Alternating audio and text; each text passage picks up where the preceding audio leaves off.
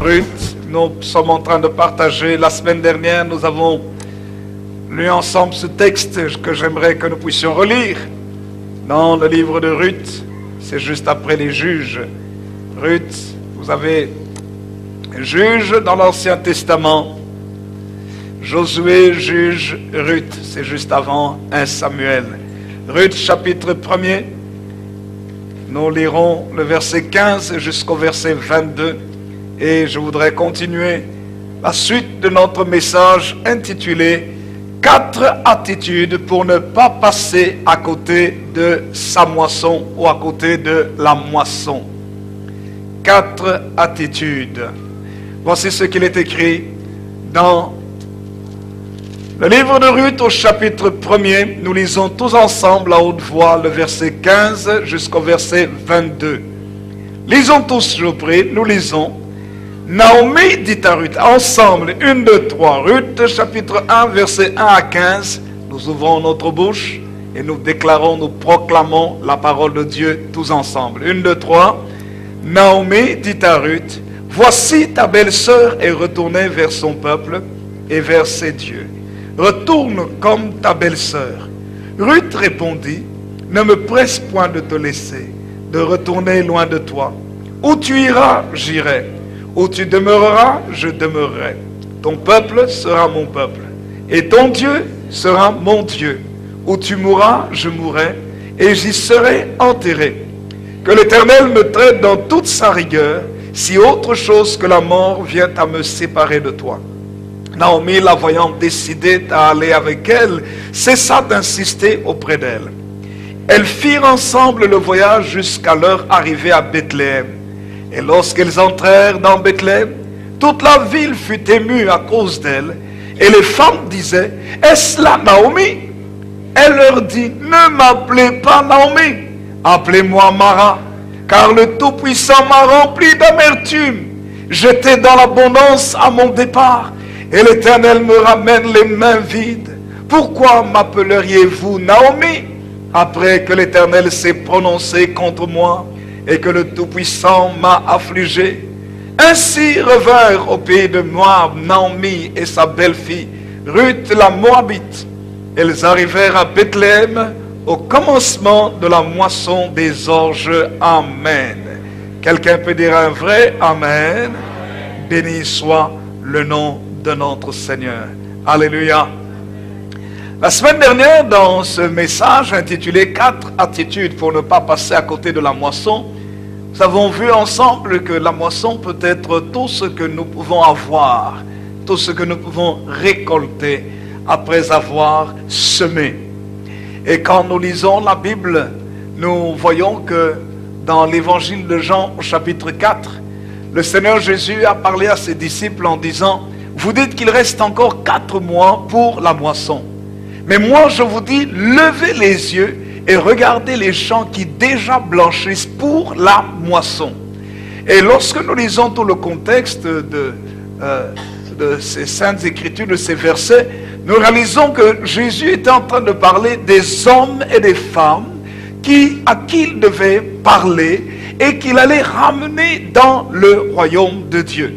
Donc nous pouvons considérer ainsi la moisson comme étant le nombre, la quantité de personnes que nous gagnons à Dieu, que nous amenons dans la communion avec Jésus, ou encore que nous emmenons dans le royaume de Dieu. Donc des gens qui se convertissent, qui abandonnent la vie du péché et qui se tournent vers Dieu. Le nombre de personnes que nous amenons ou en d'autres termes, les âmes que nous gagnons au Seigneur.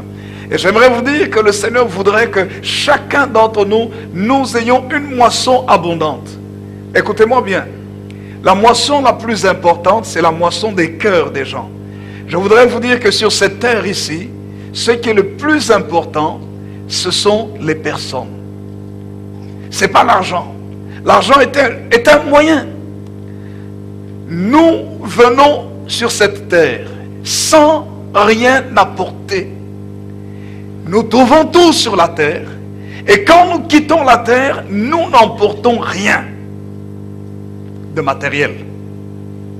Mais la Bible nous montre que ceux qui servent Dieu de tout leur cœur, tout ce qu'ils font sur cette terre, les accompagne lorsqu'ils vont dans le royaume de Dieu.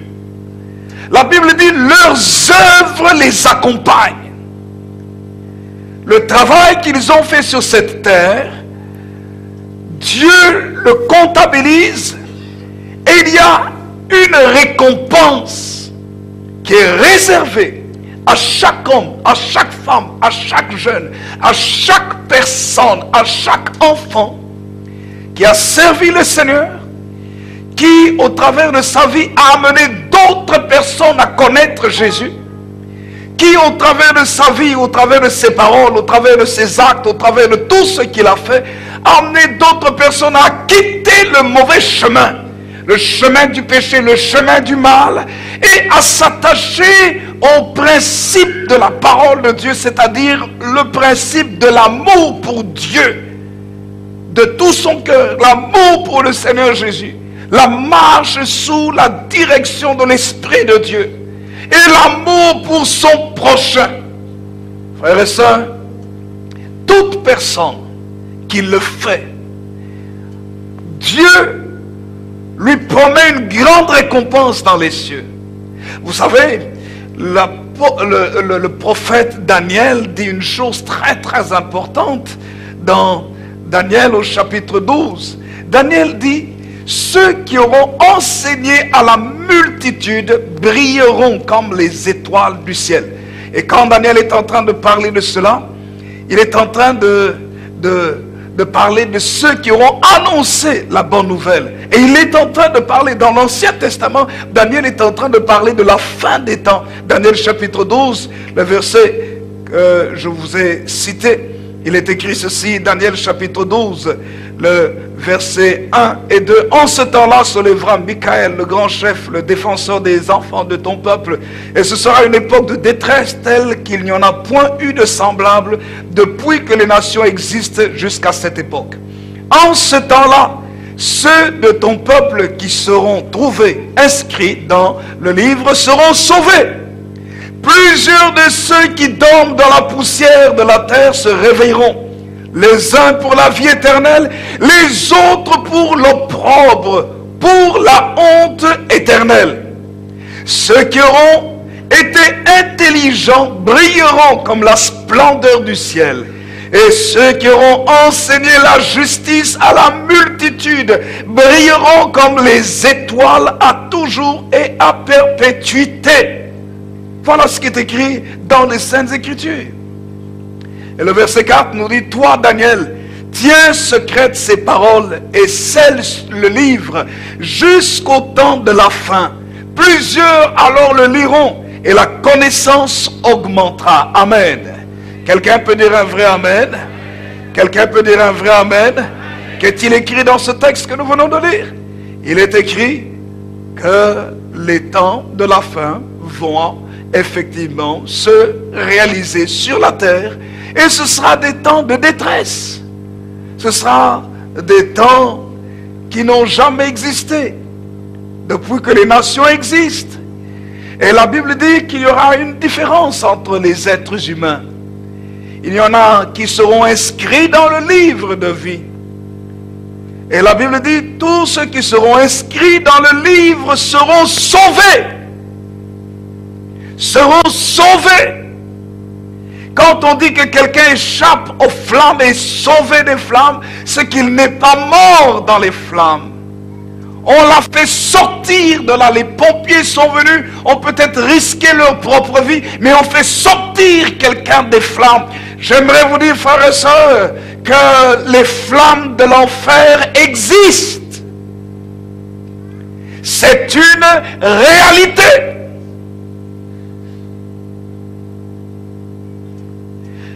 La Bible nous dit que la honte éternelle existe. Vous voyez ce qu'il est écrit? Plusieurs de ceux qui dorment, verset 2.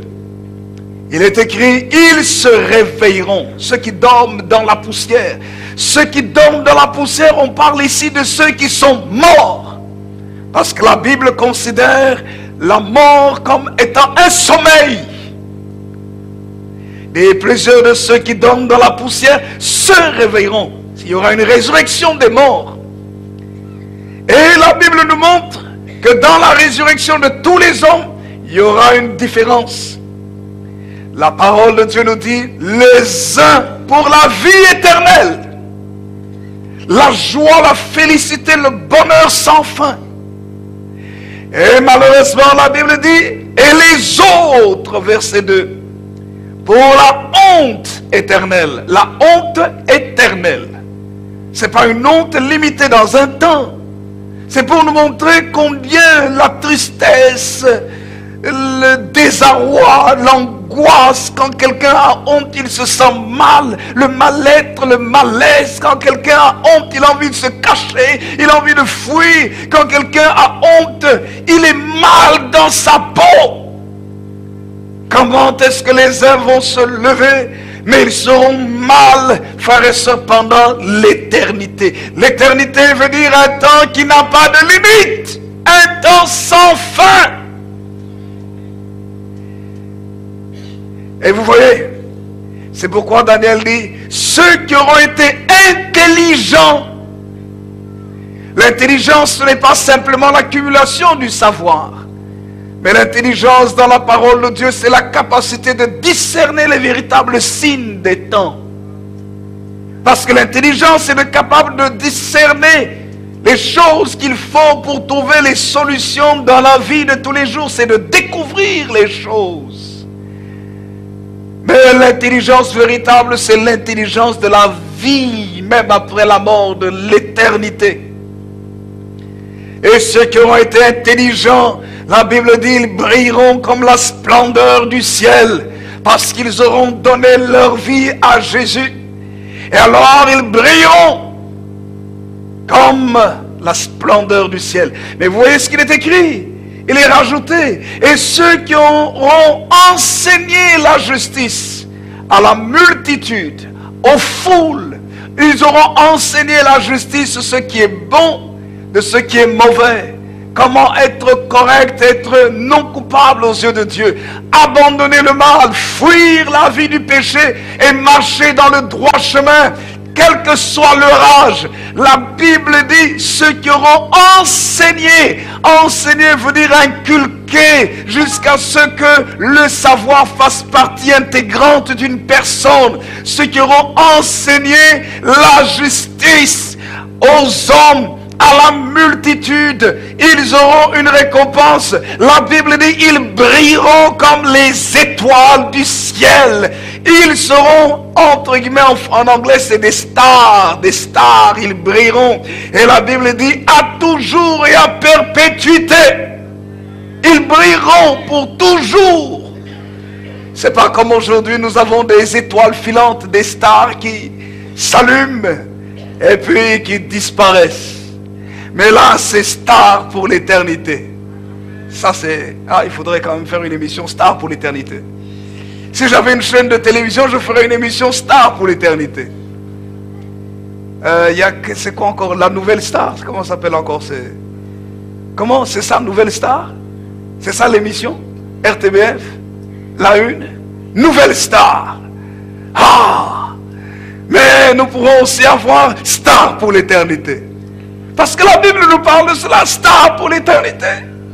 Et vous voyez même ces émissions, Nouvelle Star et autres, mais il y a des concours, il y a des épreuves.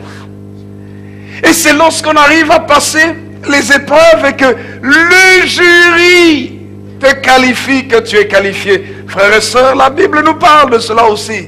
La Bible est là pour également nous mettre sur le podium et pour pointer le doigt sur nous, sur tel ou tel domaine, pour voir si nous sommes qualifiés. Et toutes les nouvelles stars travaillent pour briller. Elles ne restent pas calmes, elles travaillent pour briller. Quelqu'un peut dire un vrai amen? Dites à votre voisin, les stars travaillent pour briller. C'est la même chose dans la vie chrétienne. Ceux qui auront enseigné, nous disent les Saintes Écritures, à la multitude, brilleront comme les étoiles à toujours et à perpétuité. Alors ça, c'est la récompense. La récompense, la récolte, la moisson finale sera dans le ciel. Je dis, Seigneur, s'il te plaît, aide-moi. Non pas seulement à attendre la moisson, la récolte de la terre, mais la récolte de l'éternité. C'est la meilleure récolte. C'est la meilleure. Et voyez, c'est pourquoi l'apôtre Paul pouvait dire, j'ai combattu le bon combat. J'ai achevé la course. Et j'ai gardé la foi. Et la couronne de justice m'est réservée. Et le Seigneur, le juste juge, me la donnera. Écoutez, Paul dit une chose importante. Il me la donnera non seulement à moi, mais encore à tous ceux qui auront aimé son avènement. Dans 2 Timothée chapitre 4 versets 7 et 8. Béni soit le Seigneur. Vous savez ce que Paul dit à Timothée? Paul dit une chose très importante à Timothée. Et il lui parle pour que les hommes et les femmes entrent dans le royaume de Dieu. Il veut que les gens se tournent vers le Seigneur. C'est pourquoi quand Paul parle à Timothée, il dit ceci dans 1 Timothée, chapitre 2, versets 1 à 3. Il dit, j'exhorte donc avant toute chose à faire des prières, des supplications, des requêtes et des actions de grâce pour tous les hommes, pour les rois et pour tous ceux qui sont élevés en dignité, afin que nous menions une vie paisible et tranquille, en toute piété et honnêteté. Verset 3. Cela est agréable et bon devant Dieu notre Sauveur. Verset 4.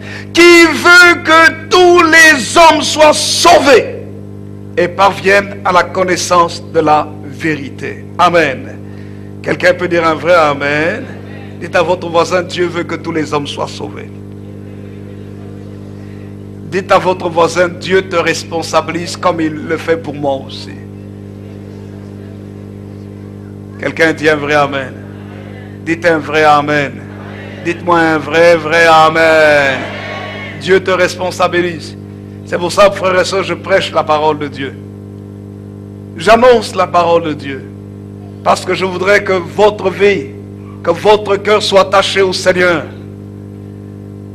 Je voudrais que vous qui m'écoutez au travers des ondes, que ce soit dans les CD, chez vous à la maison, bien sur Internet ou à la télévision, quelque endroit que vous soyez, que chacun puisse prendre la décision de donner son cœur à Jésus. Parce que c'est la plus grande des richesses, c'est la plus grande des intelligences, c'est de donner sa vie à Jésus. Mais pas seulement le faire pour soi-même, mais aussi parler du Seigneur autour de soi, pour que d'autres aient amené d'autres personnes à Jésus. C'est la moisson. Alléluia. Quelqu'un dit un vrai amen? Alors nous avons vu ensemble, dans l'histoire de Ruth et de Naomi, dans le livre de Ruth, nous avons vu que Ruth était une étrangère, une Moabite, et qui s'était mariée avec un des fils de Naomi. Naomi qui faisait partie des Juifs, des Hébreux. Et la Bible nous dit qu'elle faisait partie de la tribu de Juda avec son mari. Elle habitait à Bethléem au départ. Mais à cause de la famine, ils ont quitté Bethléem pour se rendre dans le pays de Moab et séjourner à Moab. Elimelech, le chef de famille, le mari de Naomi, est mort après un certain temps. La parole de Dieu nous dit, après qu'il soit mort, la Bible dit aussi que les deux fils de Naomi, Machlon et Kiljon, sont tous les deux morts également. Ce qui fait que la famille s'est retrouvée avec 3 veuves.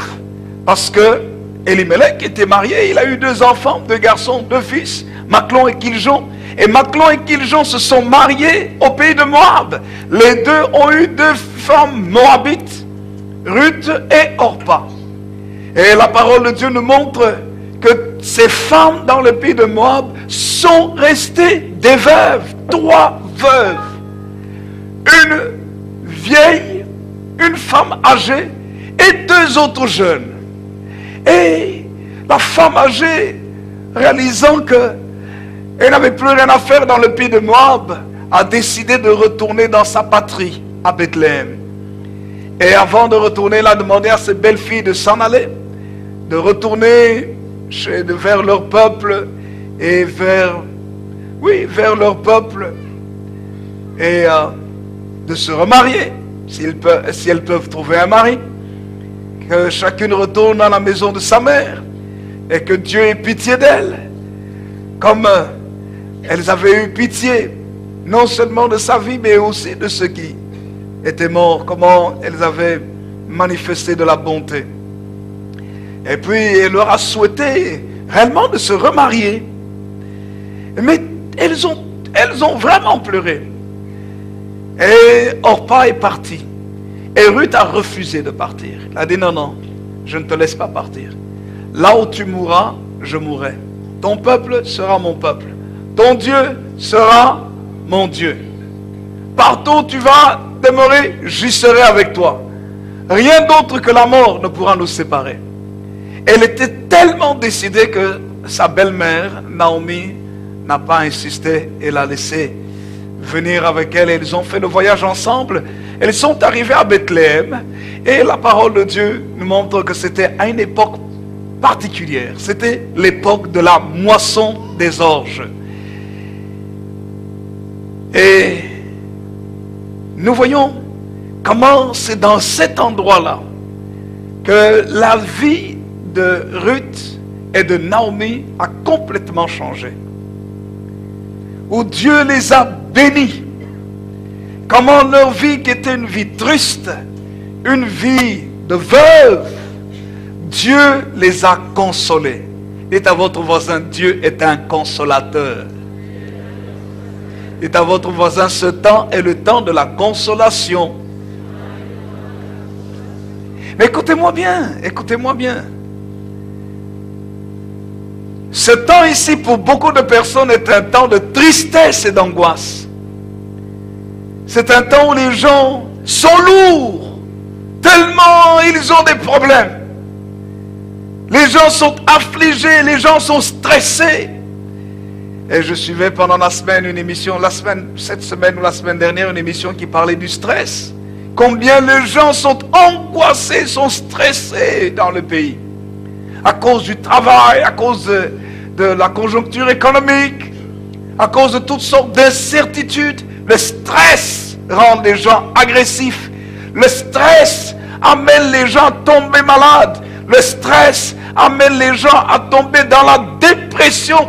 Le stress amène les gens à tomber même dans la folie. Le stress empêche certaines personnes de dormir. Et vous savez, quand une personne n'a pas dormi pendant 3 jours d'affilée, Il y a quelque chose qui disjoncte dans sa tête. Vous me racontez l'histoire d'une personne qui avait fait 5 jours sans dormir. Bien sûr, quand vous faites 5 jours sans dormir, non-stop, le cerveau est déboussolé. Tout se mélange dans la tête. Et on a un problème sérieux. On entre dans une irréalité. En fait, on devient un peu fou. C'est pour ça que Dieu nous a donné le sommeil. Le sommeil est nécessaire pour reposer notre conscience, pour reposer notre corps, reposer notre cerveau, reposer notre réflexion, pour que les connexions se remettent en place. Le sommeil est nécessaire pour renouveler aussi les différentes hormones dans notre corps. Le sommeil est nécessaire pour notre équilibre mental. Le sommeil est nécessaire pour notre équilibre physique. Écoutez-moi bien, le sommeil est même nécessaire pour notre équilibre spirituel. Voilà pourquoi le Seigneur lui-même a exigé qu'on se repose. Il a donné le temps d'activité et le temps de repos, pour que nous ne soyons pas stressés.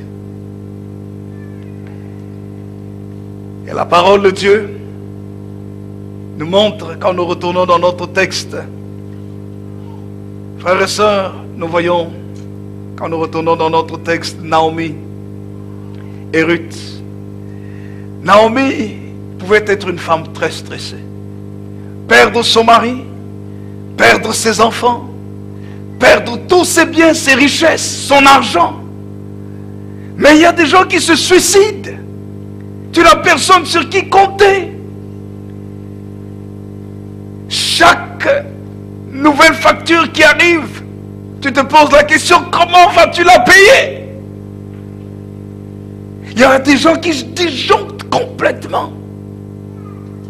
Il y a une femme policière qui a tué ses 2 enfants. On l'a arrêtée. On l'a amenée en prison pour pouvoir la juger et pour essayer, parce que les psychiatres, les psychologues ont réalisé qu'elle était dans un moment de stress profond et de détresse profonde. Et qu'est-ce qu'on a essayé de faire? On a essayé de la protéger pour qu'elle ne s'auto-détruise pas. On l'a enfermée jusqu'à ce qu'elle ait trouvé les moyens de se suicider. Le stress. À cause des problèmes, des épreuves et des difficultés. Il y a certains étudiants qui sont stressés en période d'examen. Est-ce que je vais réussir? Je vais réussir. La matière, quelles sont les questions qu'il va poser? Respire. Dites à votre voisin, si c'est un étudiant, respire. Respire, respire. Respire. Ce n'est pas la fin du monde. Alléluia. Naomi a dit, ne m'appelez plus Naomi, qui veut dire douceur, appelez-moi Mara. Amertume. Parce que j'ai tout perdu. J'ai quitté le pays, j'étais dans l'abondance et je reviens les mains vides. Et j'aime la vie, j'aime l'attitude de Ruth. Ruth n'a pas considéré que sa belle-mère n'avait rien. Ruth n'a pas considéré que sa belle-mère n'avait pas de moyens financiers. Ruth n'a pas considéré que sa belle-mère n'avait rien à lui offrir parce qu'elle était vieille. Ruth a vu des valeurs plus que les valeurs matérielles dans la vie de Ruth. Elle a vu la crainte de Dieu, l'amour de Dieu, la piété dans la vie de Naomi. Elle a dit non, non, je dois m'attacher à ces valeurs que cette femme a. Parce que si je m'attache à cette femme, ma vie sera meilleure. Maintenant, je n'ai rien, mais je suis certain, ça c'est moi qui pense, hein, c'est pas écrit dans le texte, mais je suis certain que quelque chose de bon va se passer dans ma vie. Sa belle-mère lui dit non, retourne. Il dit non, je ne te laisse pas. Sa belle-mère me dit mais tu es jeune, tu peux encore te remarier. Non, je préfère rester attaché à toi. Je préfère. Mais tu as ton peuple, tu as toute ta famille ici. Il dit non. Même mon peuple et ma famille. Excusez-moi. Il dit excuse-moi. Même mon peuple et ma famille. C'est vrai, c'est mon peuple, c'est ma famille. Mais j'ai découvert en toi quelque chose. Et je ne veux pas me détacher de toi. Elle était tellement décidée que sa belle-mère a dit ok, ça va. Je n'ai rien à t'offrir. C'est pas grave, tu m'offres déjà beaucoup. Et tu ne le sais peut-être pas. C'est moi qui rajoute. Hein. Alléluia. Elle était déterminée. C'est la première chose que nous avons vue. Si tu veux passer, tu ne veux pas passer à côté de ta moisson, sois déterminé à t'attacher aux bonnes personnes. Dites un vrai amen. Quelqu'un dit un vrai amen. Vous savez, une bonne personne peut être même quelqu'un qui te fait mal. C'est assez paradoxal. Mais c'est ce que la Bible nous montre. Nous avons parlé de Jacob. Je vais très rapidement puis je vais continuer. Jacob, dans Genèse au chapitre 32, rencontre l'ange de l'Éternel. Il était à Péniel.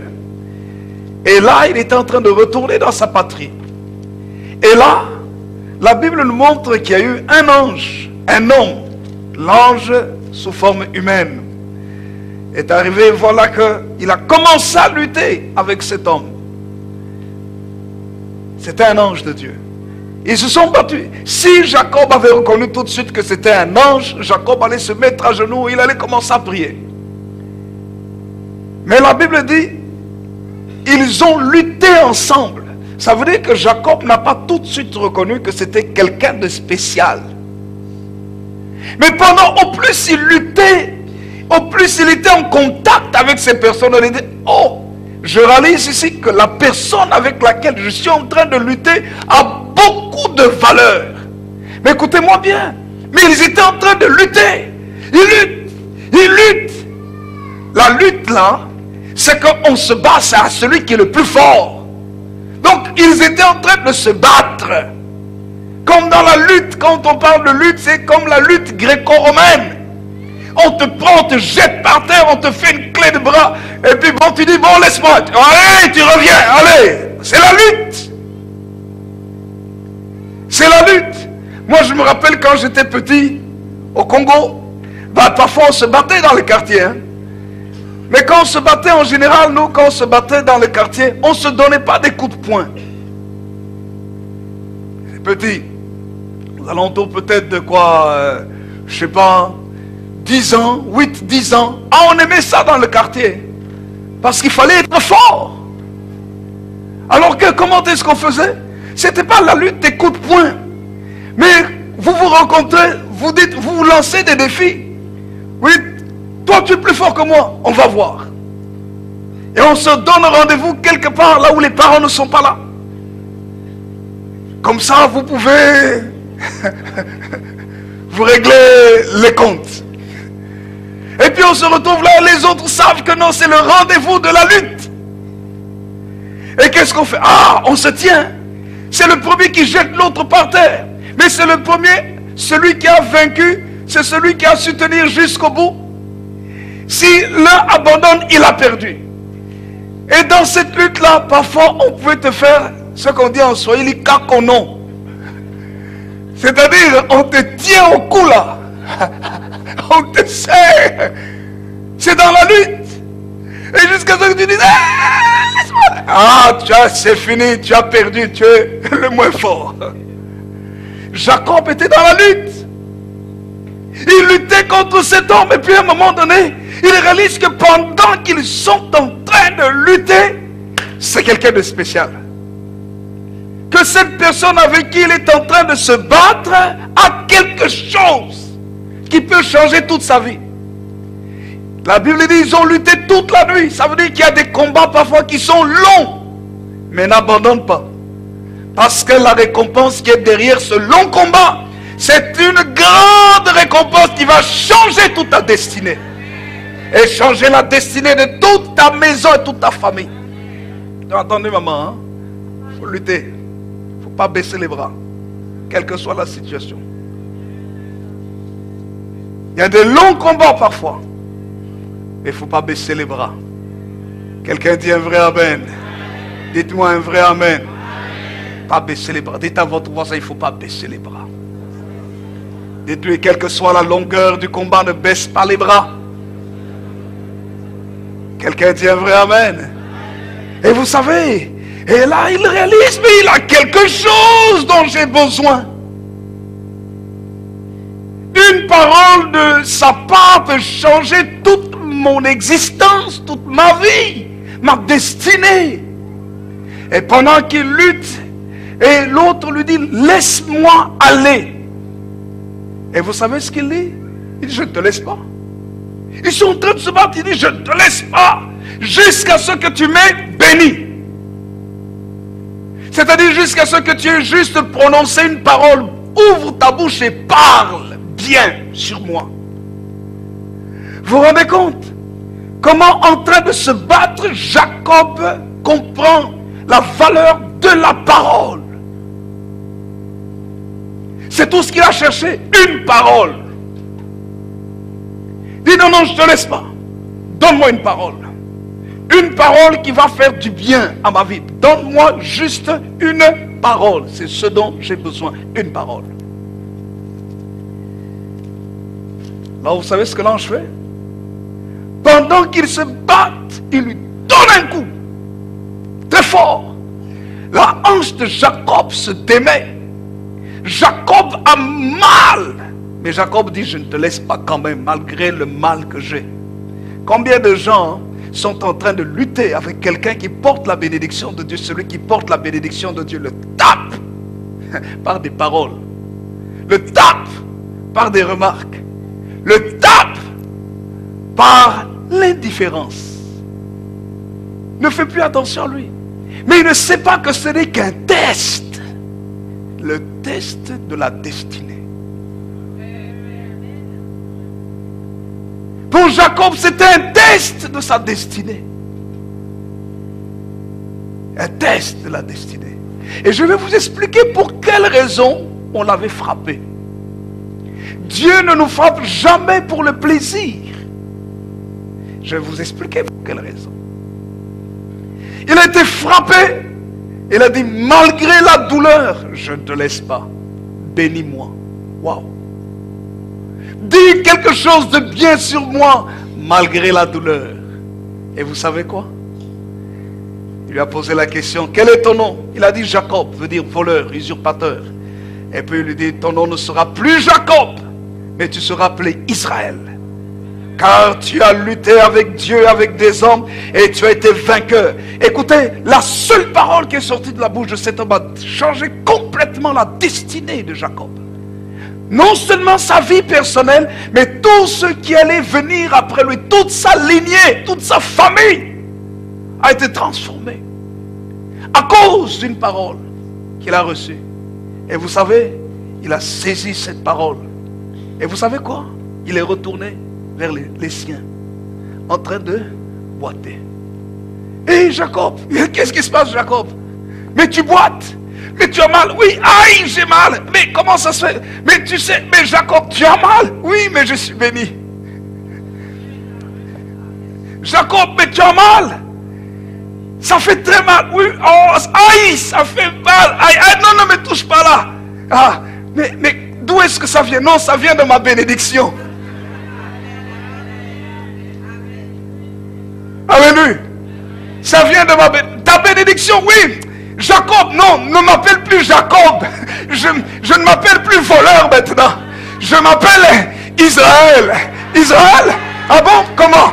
Non, parce que j'ai lutté avec Dieu et avec les hommes et il a changé mon nom. Je ne suis plus maudit, mais je suis béni. Alléluia. Béni soit le nom du Seigneur. Mais Vous savez quoi?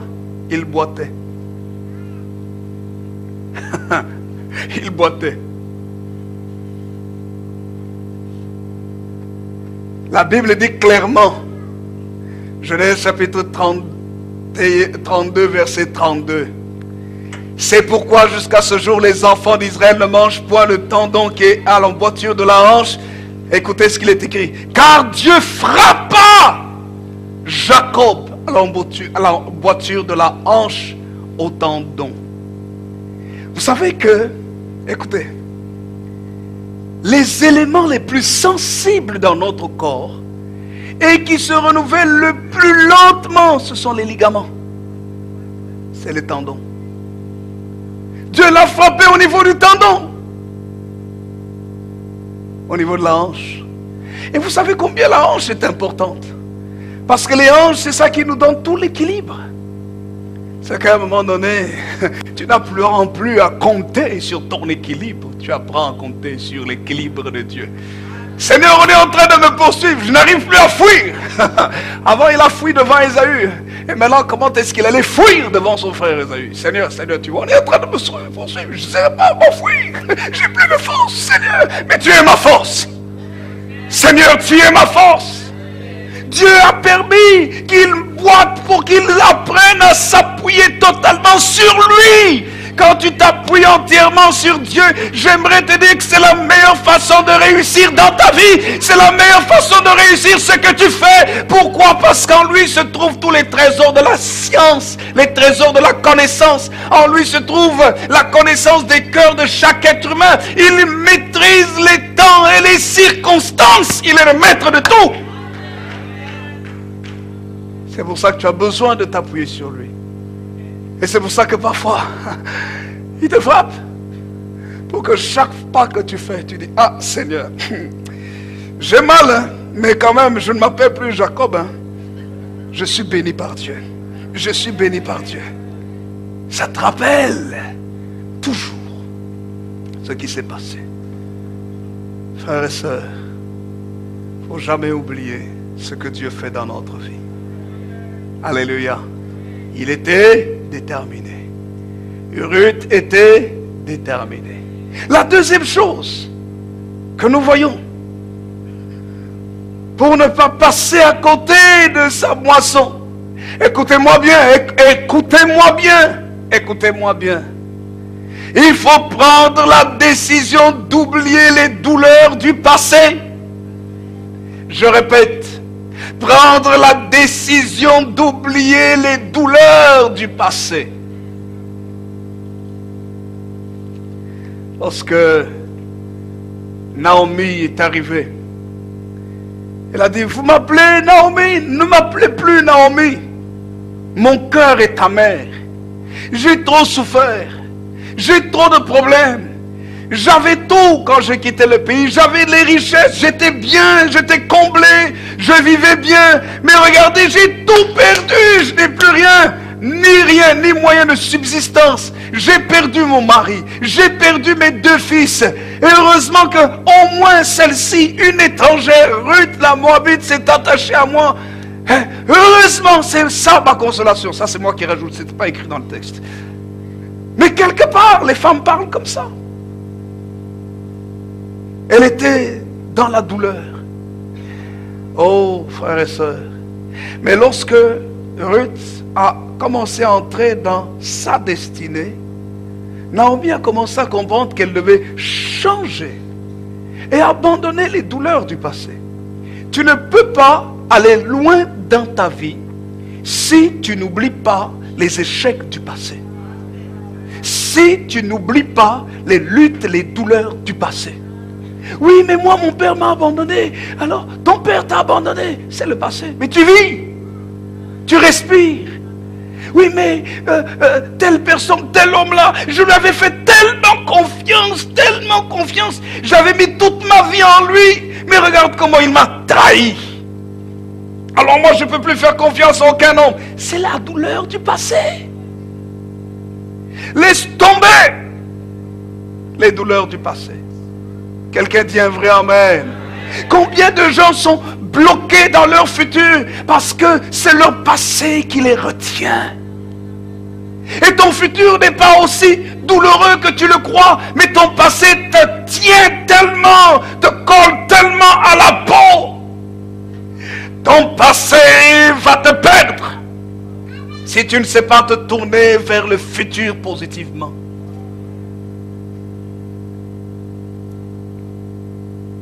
Vous savez, le passé a perdu la femme de Lot.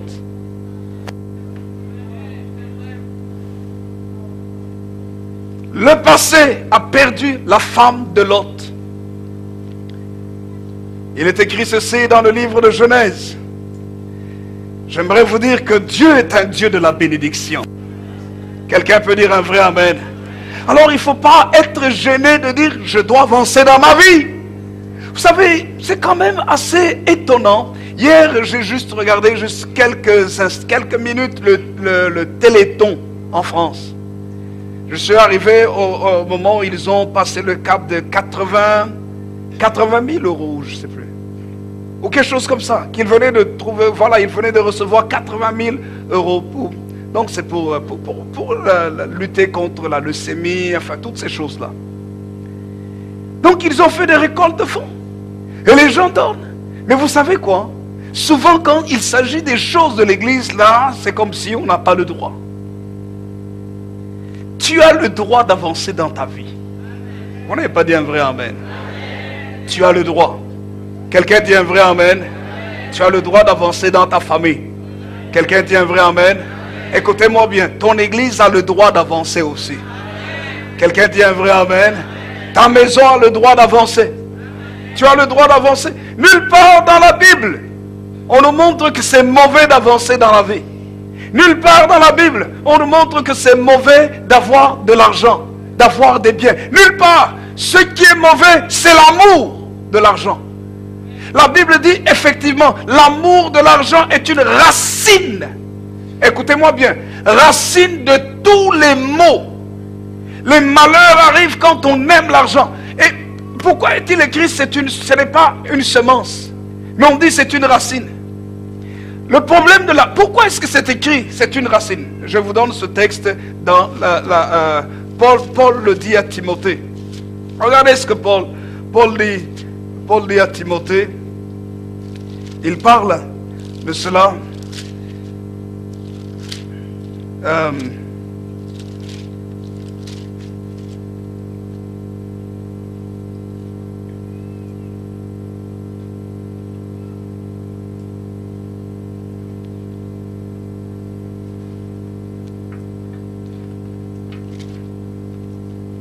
Où est-ce qu'il est ce texte? Voilà, 1 Timothée chapitre 1 verset 5. Ah non, qu'est-ce que j'ai dit?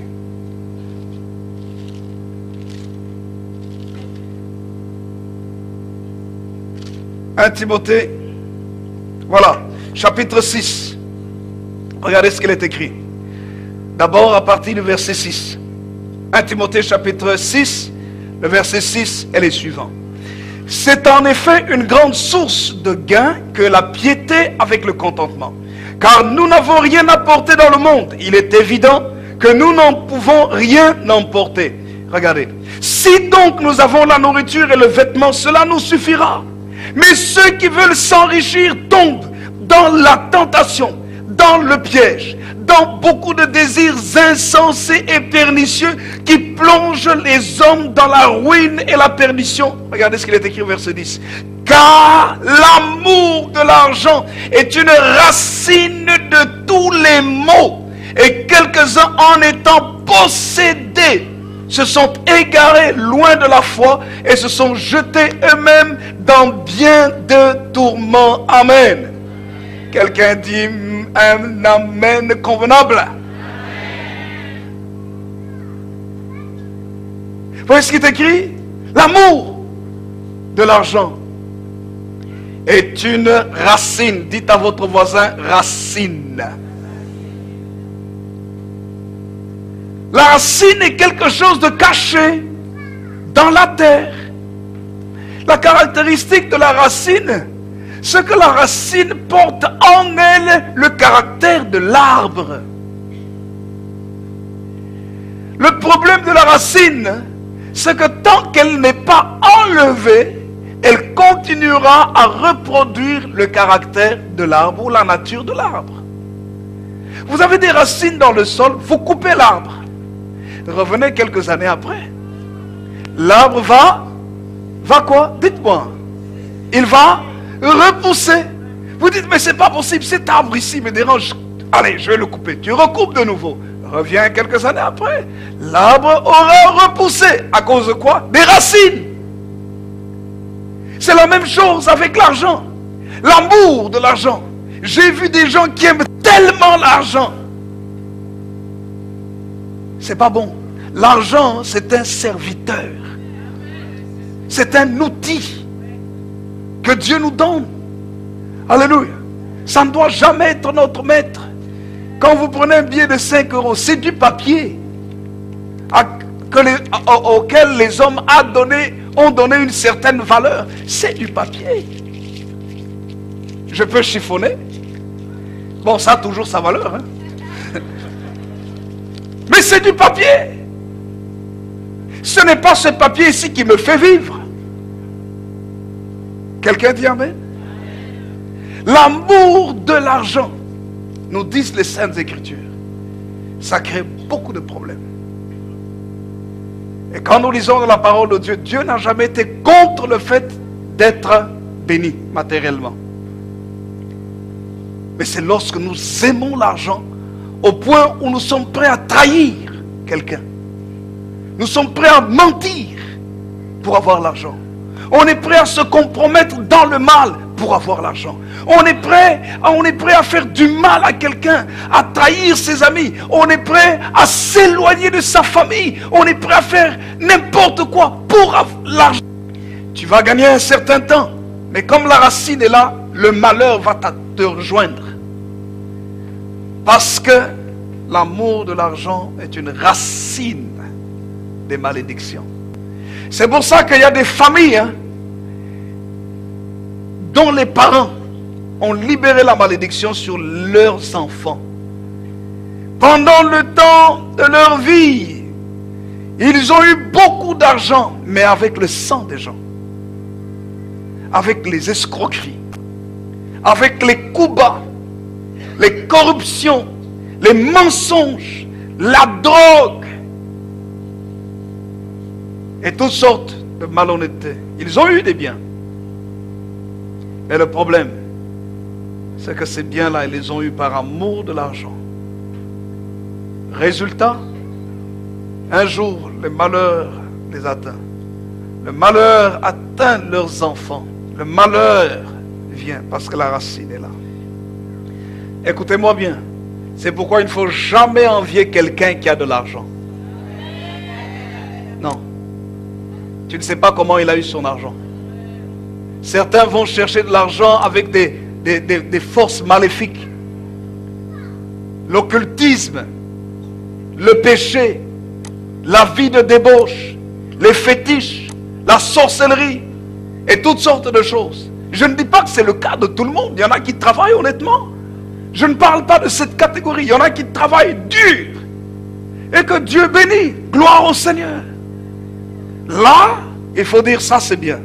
Je voudrais imiter une telle personne parce que je vois sa détermination dans le travail. J'aimerais vous dire, frères et sœurs, c'était le cas de Ruth. Ruth était une travailleuse. Ce n'était pas quelqu'un qui croisait les bras. Ruth, nous sommes en train de partager la semaine dernière, nous avons... Ruth est venue dans Bethléem au temps de la moisson avec Naomi. Elles étaient toutes les deux misérables. Mais vous savez quoi? La deuxième chose que nous avons dite, Ruth a décidé d'oublier les douleurs du passé. Elle était ouverte pour les possibilités du futur. Dites à votre voisin, je dois être ouvert pour les possibilités du futur. Sois ouvert. Sois ouverte pour les possibilités que Dieu place devant toi dans ton futur. Sois ouvert. soit ouverte. Oublie les douleurs du passé. Moi quand j'avais ceci, moi je, c'est le passé. Porte-toi vers le futur. Moi quand j'avais autant de magasins, quand j'avais ceci, vous savez, il y a des gens qui n'arrivent même pas à avancer dans la vie chrétienne parce qu'ils se disent, oui mais quand je ne priais pas, ma vie était comme ça. Quand je ne priais pas, mais maintenant tu pries. Et il y a un meilleur avenir quand tu pries que quand tu ne pries pas. Pour quelle raison? Parce que quand tu pries, Dieu est ton associé. Et si Dieu est ton associé dans la vie, c'est le meilleur des conseillers. C'est le meilleur des conseillers. C'est le meilleur des partenaires. C'est le partenaire qui voit l'affaire avant que l'affaire n'existe. Et qui te dit c'est bon ou qui te dit ce n'est pas bon. Quand tu vois que c'est bon, il te dit c'est bon pendant quelque temps, mais ça va t'amener dans des problèmes. Laisse tomber. C'est le meilleur des partenaires. Toi, tu as envie de foncer, il te dit non, non, non, non. C'est un piège. Tu vas investir beaucoup, mais le problème, c'est qu'on t'a promis beaucoup, mais après un certain temps, ce qu'il dit, c'est la vérité. Mais le problème, c'est que le marché va changer, la conjoncture va changer, et tu vas tout perdre. Vous voyez, c'est un peu comme en Grèce, l'immobilier. Vous savez que la Grèce est extraordinaire au niveau de l'immobilier. Les gens allaient en Grèce, tourisme, et puis les bateaux et tout cela. Et les gens sont venus investir. On a dit, allez, venez investir, acheter des maisons en Grèce. Mais les gens ne savaient pas que la crise allait venir. Et combien de gens ont perdu? Mais vous savez quoi? Le Saint-Esprit connaît les choses avant qu'elles n'existent. C'est le meilleur associé. Voilà pourquoi il faut marcher avec Dieu dans sa vie. Voilà pourquoi il faut prier. Si tu es dans les affaires, mets Dieu au centre de tes entreprises. Écoute-moi bien, même si tu n'as rien dans ta vie, mets Dieu au centre de ton travail. Écoute-moi bien, même si pour vivre, tu as besoin de l'assistance des autres, mets Dieu dans cette assistance-là. Parce que si tu mets Dieu dans cette assistance, parce que les gens sont juste en train de t'aider, Dieu va te permettre même de dépasser les gens qui t'aident. C'est le cas de Ruth. Ruth a décidé d'oublier les douleurs de son passé. Alléluia. Je voudrais juste lire un passage et puis de comprendre pourquoi ce passage s'est écrit dans Ésaïe. Ésaïe chapitre 43, et j'aimerais te dire que Dieu va faire la même chose dans ta vie si tu prends la décision d'oublier les douleurs de ton passé. Oublie les douleurs. Dites à quelqu'un, je dois oublier les douleurs du passé. Dites à quelqu'un, je dois oublier les douleurs des échecs du passé. Alléluia. Oublie les frustrations du passé. Oublie les abandons du passé. Il y a des gens qui n'arrivent pas à avoir de bonnes relations avec les autres parce qu'ils se disent non mais si je fais trop confiance, on va me faire mal comme tel m'a fait mal. On va me trahir comme tel m'a fait mal. On va me calomnier comme tel m'a calomnié. Alors frères et sœurs, tu ne vis plus. Ésaïe chapitre 43 pardon.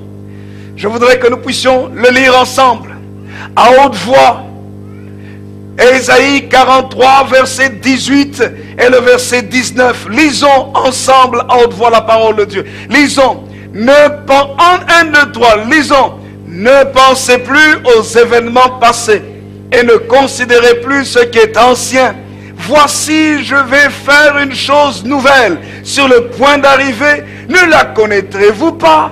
Je mettrai un chemin dans le désert, des fleuves dans la solitude. Amen. Quand le fleuve arrive dans la solitude, quand il y a un chemin dans le désert, c'est pour dire que le désert va refleurir. Ça veut dire par là que là où il y avait des choses difficiles, compliquées, Dieu dit, je vais changer l'environnement. Je vais mettre des choses nouvelles. Je vais mettre des possibilités nouvelles dans ta vie. Oublie les événements passés. Oublie les douleurs anciennes. Oublie toutes ces choses qui t'ont fait mal. Parce que lorsque tu marches avec ton Rédempteur, celui qui te sauve, parce que c'est ainsi que Dieu se présente ici dans Isaïe chapitre 44, le verset 14, il dit: ainsi parle l'Éternel, votre Rédempteur, celui qui te sauve. Si Jésus est ton Rédempteur, si tu as donné ta vie à Jésus en disant: Seigneur Jésus, sauve-moi, Seigneur Jésus, fais quelque chose de nouveau dans ma vie, j'aimerais te dire: cesse de considérer les douleurs du passé, parce que le Seigneur va faire avec toi des choses nouvelles. Ruth a dû oublier son mari qui était déjà mort. Elle a dû oublier son beau-père Elimelech, qui certainement est un homme formidable. Elle a oublié, non pas oublier la personne, mais oublier les douleurs de la séparation, pour qu'elle puisse se porter vers le futur. Elle était disponible, elle était disposée à se remarier. Alléluia. J'aime sa belle-mère. Vous savez quoi? Parce que c'est sa belle-mère qui a réalisé que là où la jeune fille était en train d'aller travailler dans le champ, elle a dit non. Elle a dit à sa belle-mère: je vais aller travailler. Parce qu'il n'avait pas à manger. Elle dit: je vais aller chercher un endroit où on pourra nous donner de la nourriture. Mais je ne vais pas juste tendre la main, je vais travailler. Il dit: comme c'est la période de la moisson, il y a une loi dans le pays. Il faut connaître les lois du pays. Quelqu'un dit amen. Beaucoup sont misérables parce qu'ils ne connaissent pas la loi du pays. Et dans la loi du pays, c'était la loi de Dieu.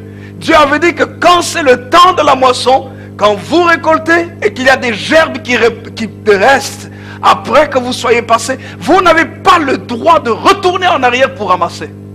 C'est réservé aux pauvres. C'est réservé aux étrangers. Vous voyez, les lois sociales, hein, le CPS et tout ça, c'est pas de maintenant. La Bible en parle.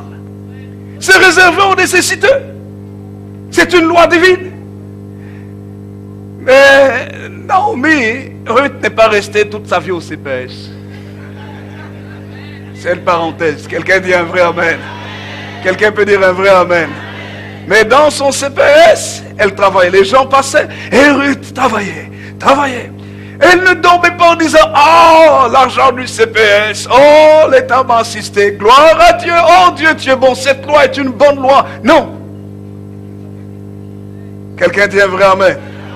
Quelqu'un dit un vrai amen. Elle a travaillé. Vous savez ce qui s'est passé? Elle a tellement travaillé qu'elle a attiré le regard des travailleurs. Ils ont dit: mais c'est pas possible. C'est une femme, elle est jeune, elle est belle, elle est jolie, mais elle est courageuse. Depuis le matin jusqu'à présent, elle travaille. Et lorsque Boaz est arrivé, il a dit: mais c'est qui ces jeunes filles-là? Il dit: non, c'est celle qui est venue avec Naomi. D'ailleurs, on peut témoigner d'elle. Hein? Il faut que quelqu'un parle positivement de toi. Alléluia. Pour que ta moisson soit grande, quelqu'un doit parler bien de toi. Écoute-moi bien, c'est toujours quelqu'un d'autre qui te pousse dans ta destinée. Je répète ce que je suis en train de dire. C'est toujours quelqu'un d'autre qui te lance dans ta destinée. Soit par une information, soit en parlant bien de toi, soit d'une manière comme d'une autre. C'est toujours quelqu'un qui parle de toi. Alléluia. Et puis, ils lui ont donné le rapport. Ils lui ont dit: et depuis ce matin qu'elle est venue, Ruth chapitre 2 verset 7, elle a dit: permettez-moi de glaner et de ramasser des épis entre les gerbes derrière les moissonneurs. Et depuis le matin qu'elle est venue, elle a été debout jusqu'à présent. Elle ne s'est reposée qu'un moment dans la maison. Waouh! Ça, c'est une femme travailleuse. Elle a décidé d'oublier les douleurs du passé et de se porter vers le futur. Elle a travaillé très activement. Mais dans son travail, je voudrais donner les deux autres points très rapidement et m'arrêter. dans ce travail, elle n'a pas juste profité de son travail toute seule. Non. Frères et sœurs, il est écrit qu'elle a eu ce qu'il fallait. Mais elle est partie apporter la nourriture à sa belle-mère. Elle a été très généreuse. Très généreuse. La générosité, c'est la troisième chose.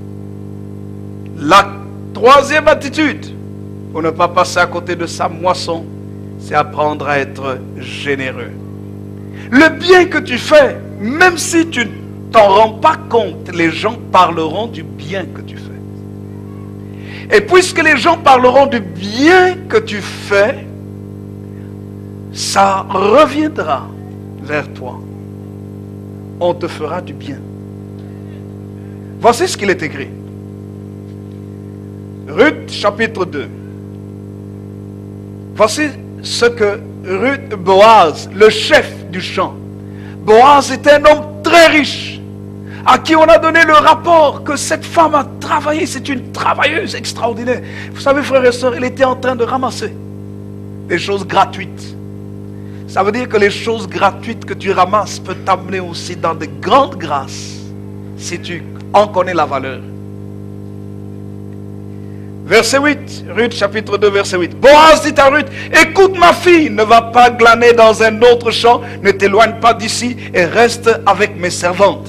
Regarde où l'on moissonne dans le champ et va après elle. J'ai défendu à mes serviteurs de te toucher et quand tu auras soif, tu iras au vase et tu boiras ce que les serviteurs auront puisé. Vous voyez, c'est la faveur. Quand tu prends la décision d'oublier tes douleurs du passé, ton attitude change. Et quand ton attitude change par rapport au futur, des possibilités viennent dans ta vie. Les gens s'intéressent à toi et s'intéressent à te faire du bien. Vous savez pour quelle raison? Nous ne sommes pas intéressés de faire du bien à quelqu'un qui se plaint tout le temps. Quelqu'un qui dit, oui, ça ne va pas ici dans la maison. Oh, moi j'en ai marre, la nourriture ici n'est pas bonne. Oh, moi quand j'étais chez ma mère préparait une meilleure nourriture que cela. Ah, ta mère préparait une meilleure nourriture que cela, va chez ta mère. N'est-ce pas? Va manger la nourriture de ta mère. Quelqu'un qui se plaint tout le temps, on n'a pas envie de lui faire du bien. Mais quelqu'un qui, même quand ça a été difficile, affiche une attitude différente, on veut l'aider. On est derrière, on dit, qu'est-ce que je peux faire pour toi? Parce que son attitude est différente. Un esprit positif attire la faveur, la grâce et la bénédiction. Et voyez, frères et sœurs, Boaz lui a dit, il y a de l'eau, tu pourras le boire, j'ai défendu à mes serviteurs de te protéger et de te toucher. Ne va pas dans un autre champ, reste dans ce champ ici. Et je parlerai de cela après avant de terminer.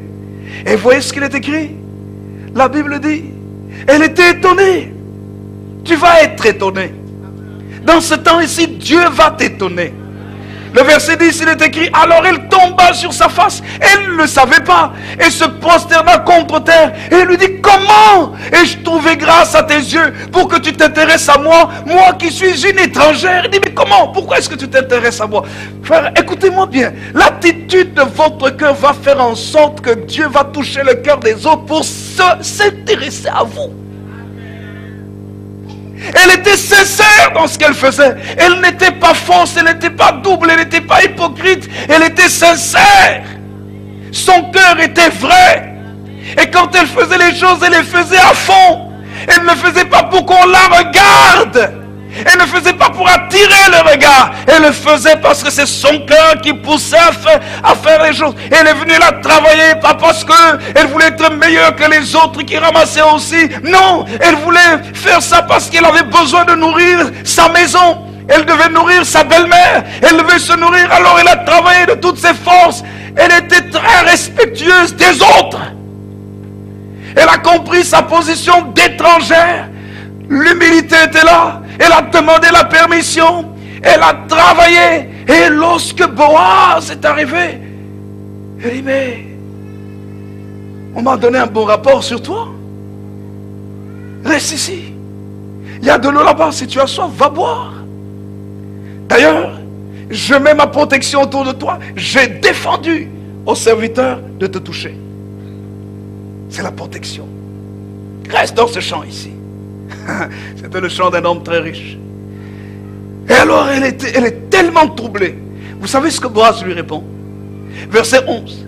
Il est écrit, Boaz répondit, on m'a rapporté tout ce que tu as fait pour ta belle-mère depuis la mort de ton mari, et comment tu as quitté ton père et ta mère et le pays de ta naissance pour aller vers un peuple que tu ne connaissais point auparavant. Que l'Éternel te rende ce que tu as fait et que ta récompense soit entière de la part de l'Éternel, le Dieu d'Israël, sous les ailes duquel tu es venu te réfugier. Amen. Oh, le temps de la consolation arrive. C'était la consolation de Naomi, de Ruth, pardon. Le verset 13, et elle dit, oh, que je trouve grâce à tes yeux, mon Seigneur, car tu m'as consolé et tu as parlé au cœur de ta servante. Et pourtant, je ne suis pas moi comme l'une de tes servantes. Frères et sœurs, extraordinaire. Elle a pris la décision d'oublier les douleurs du passé. Elle a pris la décision de se porter vers le futur. Et à cause de cela, la faveur de Dieu est venue vers elle. La faveur de Dieu a tourné autour d'elle. Elle a saisi cette faveur. Et voyez, le bien qu'elle a pu faire, on a parlé de ça. Même si toi tu ne parles pas du bien que tu fais, tu as oublié. Mais Dieu n'oublie pas. Et les gens parleront du bien de toi. La troisième chose, c'est qu'elle a été généreuse. La Bible nous montre comment est-ce qu'elle a donné. Elle a donné à sa belle-mère. Elle a travaillé, elle est partie, elle a donné beaucoup à sa belle-mère. Apprendre à ouvrir la main. Elle a donné, elle a donné. Oh, j'avais tellement de choses à partager là-dessus. Sur la générosité. Dieu est un Dieu généreux. La Bible dit dans Jean chapitre 3 verset 16. Car Dieu a tant aimé le monde. Qu'est-ce qu'il a fait? Il a donné. Qu'est-ce qu'il a donné? Son Fils unique, afin que quiconque croit en lui ne périsse point, mais qu'il ait la vie éternelle. Hier, nous étions en train de partager avec des serviteurs de Dieu et d'autres personnes. Et dans la discussion que nous avions, un des pasteurs a dit, il disait pendant qu'il était en train de discuter avec quelqu'un d'autre, il disait, vous savez, moi, la chose la plus importante dans ma vie, ce sont mes enfants. Et si quelqu'un vient dans ma maison pour faire du mal à mes enfants, il doit d'abord passer sur mon corps. Parce que mes enfants, c'est mes enfants. Alléluia. Mais vous savez quoi, frères et sœurs? Dieu a tant aimé le monde qu'il a donné son Fils unique, Jésus-Christ. Quelle générosité. Il a donné son Fils unique. Celui qu'il avait de plus cher, Jésus. Pour quelle raison? La Bible dit afin que quiconque croit en lui ne périsse pas, mais qu'il ait la vie éternelle. Dieu a donné pour donner encore plus. Pour donner la vie, la qualité de vie. Frères et sœurs, ça c'est le cœur de Dieu. La générosité. Et vous savez que nous trouvons la générosité dans le cœur de Boaz. Dans le cœur non seulement de Boaz, mais dans le cœur de Ruth. La Bible nous montre que quand Ruth, je vais vers la fin, et puis nous reviendrons la semaine prochaine, j'aurais souhaité terminer, je vais juste vous donner les 2 derniers points, parce que je vais terminer. La générosité, c'est l'avant-dernier point. Boaz a été généreux. Vous savez, le cœur de Ruth aussi. Il met au monde quand elle s'est mariée, parce que pour finir la fin de l'histoire, elle s'est mariée avec Boaz, qui l'a consolée. Ils mettent au monde leur premier enfant. Leur premier enfant, on lui donne le nom d'Obed. Obed. Vous savez ce que Naomi fait? Ruth fait, pardon. Ruth prend l'enfant qu'elle a mis au monde et elle le dépose entre les mains de Naomi. La Bible dit dans Ruth chapitre 4 verset 16, Naomi prit l'enfant et le mit sur son sein et elle fut sa garde. Ruth a dit, maman, belle maman, voici, je te donne un fils, qu'il soit ta consolation. Et vous savez, quand vous êtes généreux, écoutez-moi bien, Ruth a donné un fils. Vous savez ce que Dieu a fait avec Ruth? Dieu a donné plus qu'un fils à Ruth. Il lui a donné le fils des fils, le roi des rois, Jésus-Christ. Quand vous lisez dans la parole, vous allez vous rendre compte que cette étrangère est devenue l'ancêtre du Seigneur Jésus. Dans l'évangile de Matthieu chapitre 1er, le verset 4, il est écrit, le verset 5, Salomon engendra Boaz de Rahab, Boaz engendra Obed de Ruth, Obed engendra Isaïe, Isaïe engendra David. Frères et sœurs, lorsque nous sommes généreux, Dieu sera de loin plus généreux à notre égard. Alléluia. Et je vous donne déjà le 4e point, c'est d'être stable. La stabilité. Il faut être enraciné, il faut être stable. Si tu ne veux pas passer à côté de ta moisson, sois stable. Mais comment devons-nous être stables? Comment pouvons-nous être généreux? Nous en parlerons par la grâce de Dieu la semaine prochaine. Que le Seigneur bénisse sa parole.